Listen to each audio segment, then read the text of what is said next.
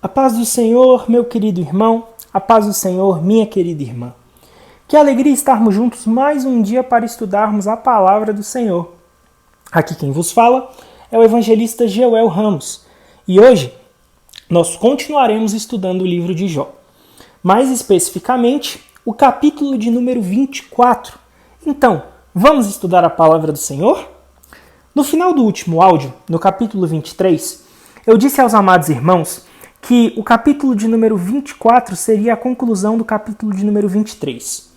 No capítulo de número 23, nós começamos a estudar que Jó ele começa a fazer algumas queixas, e nós vimos duas delas. Primeiro, ele alega que Deus estava se escondendo dele, e em segundo lugar, que Deus o estaria atemorizando, em razão de toda a questão da soberania de Deus. Só que no capítulo de número 24, que é a continuação do capítulo de número 23, a gente percebe que Jó ele continua fazendo essa série de questionamentos. E seguindo esses questionamentos, a gente observa que o capítulo de número 24, ele concentra-se naquilo que parece ser uma série de injustiças permitidas por Deus neste mundo. Jó ele começa justamente trazendo alegações de que estava sendo confundido pelo próprio Deus. Ele começa seu discurso no capítulo de número 24 justamente perguntando por que Deus não tem dias específicos para ouvir a nossa causa. Assim, eu poderia comparecer a seu tribunal e lhe dizer o que penso sobre como ele está governando o mundo. Ou seja, Jó mais uma vez aqui traz uma demonstração da sua preocupação, porque ele não sabia o que viria no dia de amanhã. E aí Jó ele trata sobre uma série de injustiças. Jó ele parte das injustiças no campo, passando depois aos crimes na cidade, depois ele encerra o seu discurso com uma alegação contra os perversos.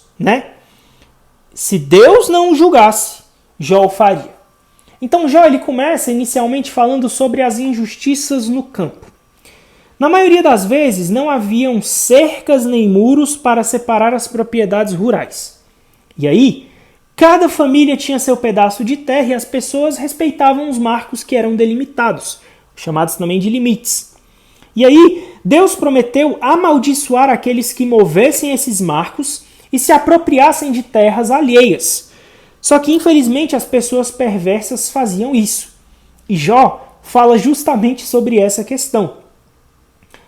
E aí a gente percebe que esses perversos eles não paravam por aí, eles tomavam posse não apenas das terras, mas também dos animais que nelas pastavam. Apropriavam-se dos rebanhos, dos jumentos, dos bois, de pessoas viúvas e órfãos, e deixavam destituídas essas pessoas mais vulneráveis. E Jó, ele apresenta uma das descrições mais vívidas na Bíblia da situação terrível dos pobres. Pode-se vê-los vagando em busca de alimentos como animais selvagens no deserto, morrendo de frio por não terem o que vestir, encharcados pela chuva por não terem onde morar, chorando pois seus filhos lhe foram arrancados de seus braços até pagarem suas dívidas, e até forçados a trabalhar para os ricos, sem ter permissão de comer qualquer alimento que colhessem. Então Jó diz aos seus amigos: se Deus julga os perversos, por que não julgou aqueles que tratam os pobres com tanta crueldade? Com tanta crueldade. Só que não para por aí. Jó também fala sobre a questão dos crimes na cidade. Ele começa falando sobre os assassinatos. Ele diz que ouve os gemidos dos feridos e vê a morte dos inocentes.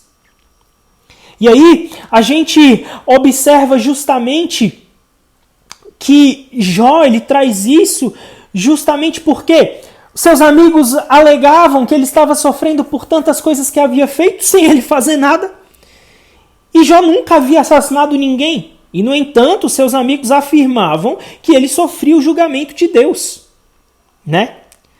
Jó, além dos crimes do assassinato, ele também trata sobre questão de pecados sexuais, que, sem dúvida, estavam correndo soltos em alguns locais da cidade. Jó ele trata sobre o adúltero, o estuprador, que esperam pela escuridão a fim de aproveitar-se da fragilidade das pessoas para satisfazer a sua lascívia, os seus desejos.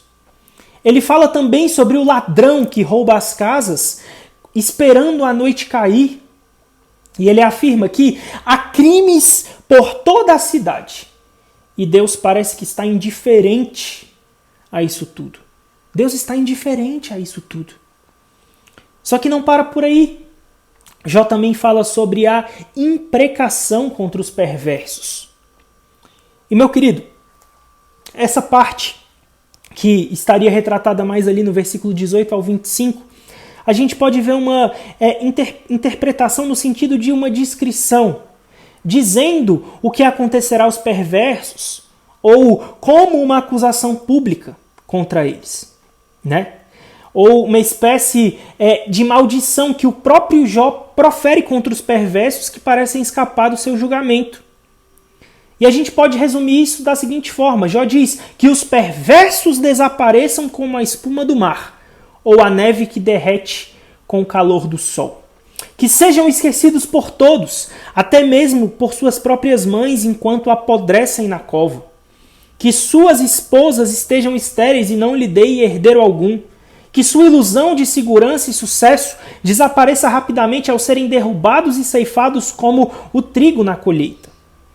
E ele conclui: se não é assim, quem me desmentirá e anulará as minhas razões? Ou seja, se aquilo que eu disse não é verdade, então provem que eu estou errado. Provem que eu estou errado. É admirável, meu querido, como Jó tenha visto não apenas as próprias necessidades, mas também as dificuldades dos outros e expressado uma ira santa contra o pecado e a injustiça. Com muita frequência, o sofrimento pessoal muitas vezes nos torna egoístas e até mesmo cegos para as necessidades dos outros. Só que a gente observa que Jó, ele era um homem tão íntegro e tão correto que ele se preocupava que Deus ajudasse os outros que sofriam. Os seus 3 amigos tratavam o problema do sofrimento de modo excessivamente filosófico. E Jó estava tentando fazê-los enxergar além das questões no plano racional, para vislumbrar os sofredores como pessoas, como seres humanos. Como seres humanos. A gente observa que Jesus ele teve esse mesmo problema com aquele judeu que quis falar sobre o bom relacionamento com o próximo, sem, no entanto, descobrir quem era o seu próximo ou tentar ajudá-lo. E sabe, meu querido, a gente observa na conclusão do capítulo 24 que Jó ele observava muito as injustiças na sociedade e isso causou dor na sua vida, né? E ele demonstra que, sem dúvida, nós temos que fazer tudo que está ao nosso alcance para defender a lei, promover a justiça, né? De modo que as leis sejam cumpridas. Mas tendo em mente sempre que a gente vive em um mundo que, infelizmente, é cheio de pecado, de erro. Mas um dia o Senhor Jesus voltará. Ele voltará e estabelecerá o seu reino para sempre. Para sempre. Mas enquanto ele não vem, que nós possamos conseguir compreender que esse mundo jaz do maligno, mas nós podemos orar, buscar a face do Senhor e pedir ao Senhor que Ele tenha misericórdia das nossas vidas e nos ajude a viver nesse mundo de trevas.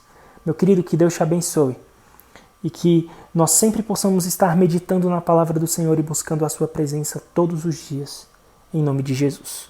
Amém?